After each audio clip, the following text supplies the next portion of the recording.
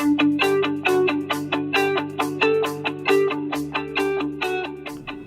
it's great to have you with us for another episode of Marking the Times. I'm here in my office at Faith Bible Church in Edmond, Oklahoma.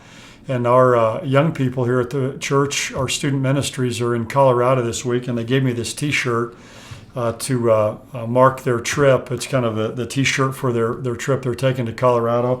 And the FSM here is Faith Student Ministries. So they just gave me this, so I thought I'd wear it today for our episode of Marking the Times and thinking about them and praying for them and their time away this week.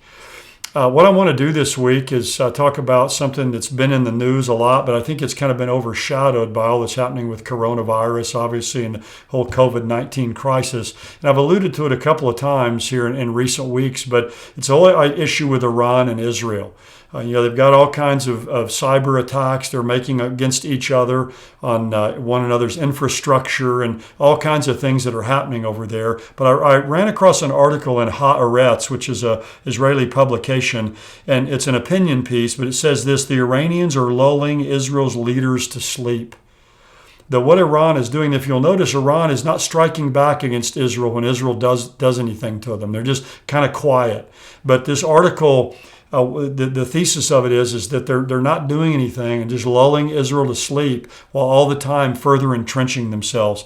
And the headline of the article says this: Iran aims to entrench its deployment of missiles around us and is avoiding creating tension before the job is done. Meanwhile, Israel's army and citizens are totally unprepared for this looming existential threat. Let me just read a couple paragraphs here from this article. It's fascinating. It says, for about a decade, Iran has sought to deploy an enormous number of rockets and missiles in its satellites around Israel, including Hezbollah in Lebanon, Hamas and Islamic Jihad in the Gaza Strip, the Houthis in Yemen, and the Shiite militias in Yemen, Syria, and Iraq. When basically you look at all these nations, Hezbollah in Lebanon, Hamas and Islamic Jihad down in the Gaza Strip, which is of course is to the southwest of Israel, the Houthis in Yemen, which is over to Israel's south and east, the Shiite militias in Yemen, Syria, and Iraq, which is to Israel's north and east. Basically, they're surrounded. And it says this, and this is what struck me in the article. It says, today there are more than 200,000 rockets and missiles, large and small, aimed at Israel's major population centers and strategic targets. Now think about that. There are 200,000 rockets and missiles aimed at the population centers like Tel Aviv and strategic targets and at vital defense and civilian infrastructure, energy systems, natural resources, electricity, fuel, natural gas, water, transportation, communication, public health, and safety institutions. The hazard posed by these missiles has turned Israel into the world's most threatened country. So Israel is the most threatened country in the world. I think we probably knew that, but maybe not to this extent. It says, yet over the decade in which this terrifying deployment took shape around us, Israel's political and security leadership fell into a deep sleep. It did not prepare either the Israel Defense Forces or the country in general for the threat emerging before our eyes. And so it says that Israel may have to absorb thousands of missile strikes every day when Iran decides to finally strike.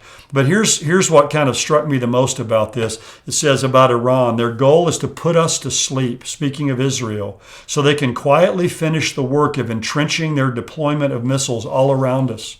Consequently, they avoid creating tension or an explosion before they finish the job. They're waiting until they think the time is ripe, and they have great patience. Now, this has been called by leaders in Israel the Ring of Fire.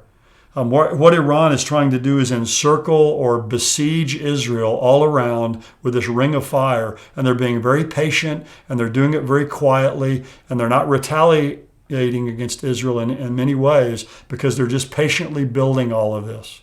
And then when the time is ripe, they're going to have all these missiles and rockets, 200,000 of them aimed at Israel.